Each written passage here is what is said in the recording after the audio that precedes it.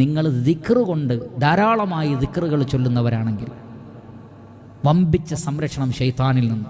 മുന്നിലൂടെയും പിറകിലൂടെയും നമ്മെ നശിപ്പിക്കാൻ പ്രതിജ്ഞ എടുത്ത പിശാചിൽ നിന്ന് രക്ഷപ്പെടുക എന്ന് പറഞ്ഞാൽ ചെറിയ കാര്യമാണോ? അള്ളാഹുവിൻ്റെ സംരക്ഷണം ഉണ്ടാകും. അവിടെ മാത്രമല്ല, വലിയ അപകടങ്ങളിലും അതുണ്ടാകുന്നതാണ്. സൂറത്തു സ്വാഫാത്തിലെ 143, 144. യൂനുസ് അലൈഹി സ്വലാത്തു വസ്സലാം സമുദ്രത്തിൻ്റെ നടുക്ക് മത്സ്യത്തിൻ്റെ വയറ്റിൽ. എന്താ രക്ഷപ്പെടാനുള്ള കാരണം? അള്ളാഹു പറയട്ടെ, റഹ്മാനായ റബ്ബ് പറയട്ടെ, ഫലൗലാ അന്നഹു കാന മിനൽ മുസബ്ബിഹീൻ ലലബിസ ഫീ ബത്നിഹി ഇലാ യൗമി യുബ്അസൂൻ. അദ്ദേഹം സുബ്ഹാനല്ലാഹ് സുബ്ഹാനല്ലാഹ് എന്നുള്ള തസ്ബീഹ് ചെയ്യുന്ന ആളല്ലായിരുന്നെങ്കിൽ ആ മത്സ്യത്തിൻ്റെ വയറ്റിൽ ഒരുപാട് കാലം കഴിയേണ്ടി വരുമായിരുന്നു. എന്താണ് അള്ളാഹു രക്ഷപ്പെടുത്തിയത്?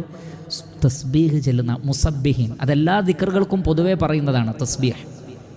സുബ്ഹാനല്ലാഹ്